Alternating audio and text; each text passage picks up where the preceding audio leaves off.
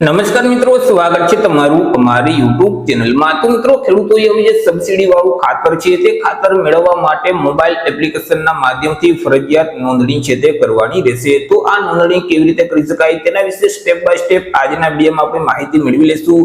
પરંતુ તે પહેલા વિડીયો ગમે તો લાઈક અને શેર કરી દેજો, ચેનલમાં નવા હો તો ચેનલને સબસ્ક્રાઇબ કરી દેજો। તો ચાલો મિત્રો, વિડીયોની શરૂઆત કરીએ।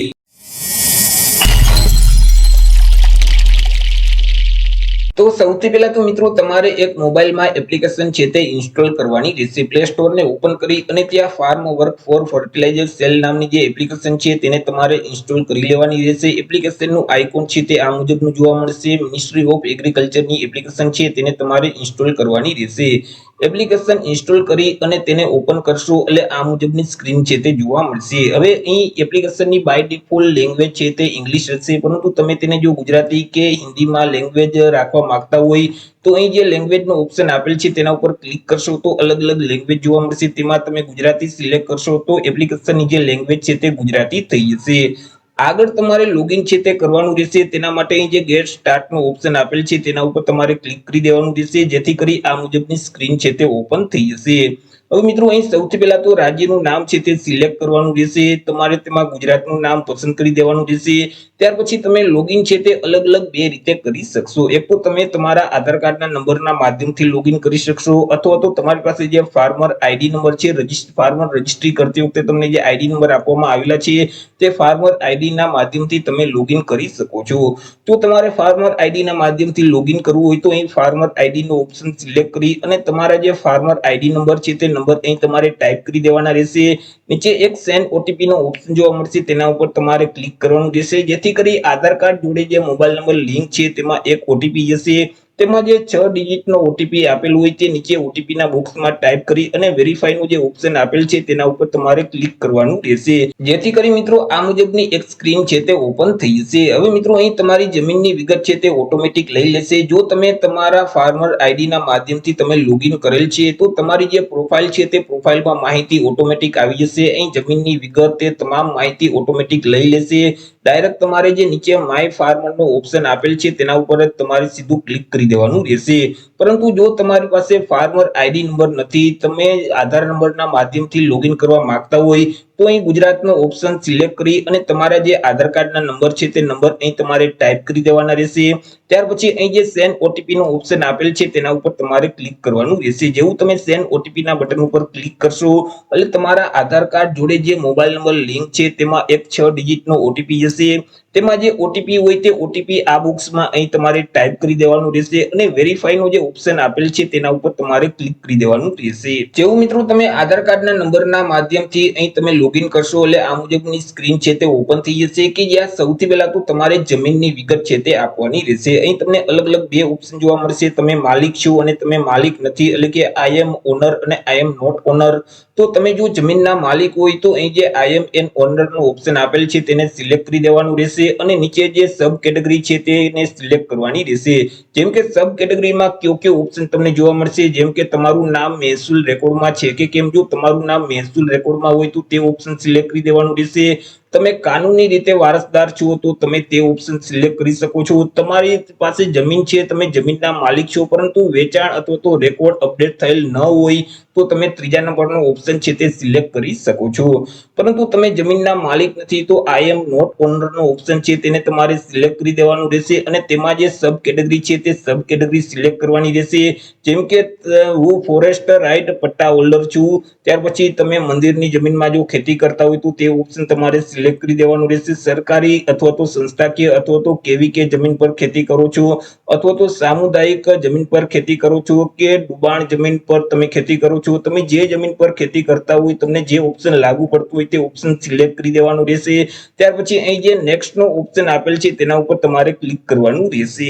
આગળ મિત્રો આ મુજબની સ્ક્રીન ઓપન થઈ જશે કે જ્યાં જમીનની વિગત છે તે આપવાની રહેશે। જેમ કે તમારી જમીન જે રાજ્યમાં આવેલ છે તે રાજ્યનું નામ અહીંથી તમારે સિલેક્ટ કરી દેવાનું રહેશે। તમારા જિલ્લાનું નામ અહીં સિલેક્ટ કરી તાલુકાનું નામ સિલેક્ટ કરી દેવાનું રહેશે, ગામનું નામ અથવા તો જે ગ્રામ પંચાયતનું નામ હોય તેને સિલેક્ટ કરી અને તમારા જે જમીનના જે સર્વે નંબર છે તે સર્વે નંબર અહીં તમારે ટાઈપ કરવાના રહેશે। ત્યાર પછી અહીં જે ફેચ લેન્ડનો ઓપ્શન આપેલ છે તેના ઉપર તમારે ક્લિક કરવાનું રહેશે, જેથી કરી જમીનનો જે રેકોર્ડ છે તે ઓટોમેટિક આવી જશે અને જમીનની વિગત છે તે નીચે અહીં તમને ઓટોમેટિક આવેલ જોવા મળશે। તેમાં એકવાર વિગત ચેક કરી લેવાની રહેશે, જેમ કે અહીં ખાતેદારનું નામ છે તે તમને જોવા મળશે, ત્યાર પછી ઓનરનો પ્રકાર છે તે જોવા મળશે, એટલે કે સિંગલ ખાતેદાર છે કે અહીં સંયુક્ત ખાતેદાર છે તેનો પ્રકાર જોવા મળશે, જમીનનો વિસ્તાર કેટલો છે તે વિસ્તાર અહીં હેક્ટરમાં છે તે જોવા મળશે।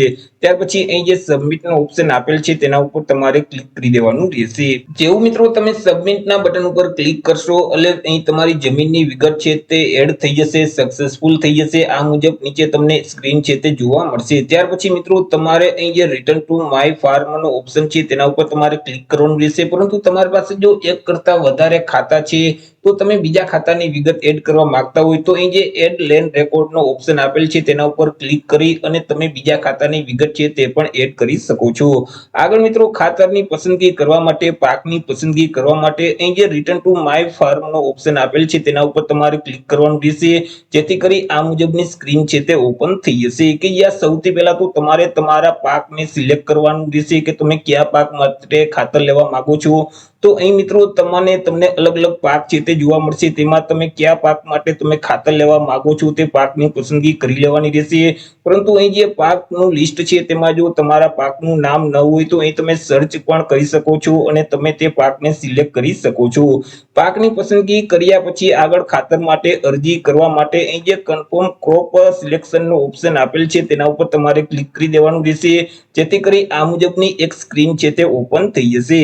અહીં તમારી જમીનની વિગત છે, ત્યાર પછી તમે કયા પાક માટે ખાતરની અરજી કરો છો તે તમામ માહિતી તમને જોવા મળશે, તે એકવાર ચેક કરી લેવાની રહેશે। ત્યાર પછી એપ્લાય ફોર જે ફર્ટિલાઇઝરનો ઓપ્શન આપેલ છે તેના ઉપર તમારે ક્લિક કરવાનું રહેશે, જેથી કરી અહીં આ મુજબની સ્ક્રીન છે તે ઓપન થઈ જશે। હવે મિત્રો અહીં જે તમે જમીનનો વિસ્તાર, તમારી જમીનનો વિસ્તાર છે અને તમે જે પાકની પસંદગી કરેલ છે તે મુજબ ઓટોમેટિક ખાતર છે તે આવી જશે અને તેના માટે કેટલી બેગ ખાતર જોશે તે બેગ પણ અહીં તમને જોવા મળશે। તો તમે GFR મુજબ તમે ખાતરની પસંદગી કરવા માંગતા હોય, ખાતરની ખરીદી કરવા માંગતા હોય તો અહીં સીધું જ જે યસ પ્રોસીડનો ઓપ્શન આપેલ છે તેના ઉપર તમારે ક્લિક કરવાનું રહેશે। પરંતુ અહીં જે GFR મુજબ તમારે ખાતરની ખરીદી નથી કરેલ, તમારે તેમાં ફેરફાર કરવો છે, બેગ વધારે લેવી હોય અથવા તો ઓછી લેવી હોય તો અહીં જે નો મોડિફાઈનો ઓપ્શન આપેલ છે તેના ઉપર તમારે ક્લિક કરવાનું રહેશે, જેથી કરી આ મુજબની સ્ક્રીન છે તે ઓપન થઈ જશે। તેમાં મિત્રો તમે ખાતરની જે પસંદગી આગળ જે કરેલ છે તેને તમે બદલાવી શકશો અને તમે જે બેગની પસંદગી કરેલ છે તેમાં વધારો ઘટાડો છે તે પણ કરી શકશો। ત્યાર પછી નીચે મિત્રો અહીં જે નેક્સ્ટ સેન્ટરનો ઓપ્શન આપેલ છે તેના ઉપર તમારે ક્લિક કરવાનું રહેશે, જેથી કરી અહીં જે રિટેલરનો જે ઓપ્શન છે તે તમને જોવા મળશે કે તમારે કોની પાસેથી ખાતરની ખરીદી કરવાની છે। અહીં તમે એક કરતા વધારે જે રિટેલર છે તેને તમે પસંદ કરી શકો છો, જેમ કે અહીં આગળ તમે 3 અલગ અલગ કંપનીના ખાતરની પસંદગી કરેલ છે, યુરિયા છે, DAP છે, MOP છે, પરંતુ એક જે રિટેલર છે તેની પાસે MOP ખાતર ન હોય તો તમે MOP ખાતર માટે જે બીજા રિટેલર છે તેની પસંદગી તમે કરી શકો છો અને બંને માટે તમારે અલગ અલગ જે QR કોડ છે તે જનરેટ કરવાના રહેશે। અહીં મિત્રો ખાતરનો જથ્થો કેટલો છે તે પણ તમને તેમનું સ્ટેટસ છે તે તમને જોવા મળશે। આગળ મિત્રો આ મુજબની એક સ્ક્રીન છે તે ઓપન થઈ જશે। હવે અહીં રિટેલર પાસે જે ખાતર લેવા જનાર વ્યક્તિ છે તે વ્યક્તિની વિગત છે તે આપવાની રહેશે, જેમ કે જો ખેડૂત પોતે જ ખાતર લેવા જવાના હોય તો અહીં સૌથી પહેલો જે ઓપ્શન આપેલ છે ફાર્મર હિમસેલ્ફનો જે ઓપ્શન આપેલ છે તેને તમારે સિલેક્ટ કરી દેવાનું રહેશે। પરંતુ ખેડૂતની જગ્યાએ કોઈ પ્રતિનિધિ તરીકે ખાતર લેવા જવાના હોય તો અહીં જે સેકન્ડ નંબરનું જે ઓપ્શન આપેલ છે તેને તમારે સિલેક્ટ કરી દેવાનું રહેશે। ત્યાર પછી જે વ્યક્તિ ખાતર લેવા જવાના છે તે વ્યક્તિનો આધાર કાર્ડ નંબર અહીં તમારે ટાઈપ કરી દેવાનું રહેશે, તે વ્યક્તિનું નામ અહીં તમારે ટાઈપ કરવાનું રહેશે અને તે વ્યક્તિનો જે તે મોબાઈલ નંબર હોય તે નંબર અહીં ટાઈપ કરી દેવાનો રહેશે। ત્યાર પછી અહીં જે સબમિટનો ઓપ્શન આપેલ છે તેના ઉપર તમારે ક્લિક કરવાનું રહેશે। જેવું તમે સબમિટના બટન ઉપર ક્લિક કરશો એટલે ખાતર માટે તમારી અરજી છે તે ફાઇનલી સબમિટ થઈ જશે, તમારું ખાતર છે તે બુક થઈ જશે। આગળ મિત્રો અહીં રિટેલ સેન્ટર મુજબ અહીં તમને એક QR કોડ અને ટોકન નંબર છે તે આપવામાં આવશે, જનરેટ થઈ જશે. તે ટોકન નંબર સાથે લઈ જવાના રહેશે. અહીં જે QR કોડ છે તે પણ સાથે લઈ જવાનું રહેશે. ત્યાર પછી કઈ તારીખે તમે અરજી કરેલ છે તે તારીખ અને સમય અહીં તમને જોવા મળશે, અને તમારે ખાતર છે તે કઈ તારીખ સુધીમાં લઈ લેવાનું રહેશે તે તારીખ પણ અહીં તમને જોવા મળશે. જો અહીં જે તારીખ આપેલ છે તે તારીખ સુધીમાં તમે ખાતર નહીં લ્યો તો તમારી જે અરજી છે તે ઓટોમેટિક રદ કરી દેવામાં આવશે. ત્યાર પછી અહીં તમે ખાતર માટે કેટલી અરજી કરેલ છે, કયા કયા ખાતર માટે અરજી કરેલ છે તેની વિગત પણ અહીં તમે જોઈ શકશો.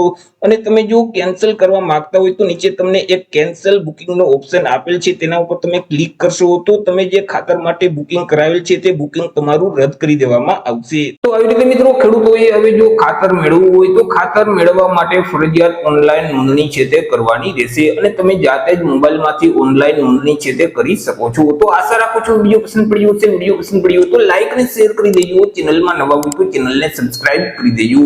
ફરી મળીશું એક નવા ટોપિક સાથે એક નવા જ વિડીયોમાં. ત્યાં સુધી જય હિન્દ, વંદે માતરમ.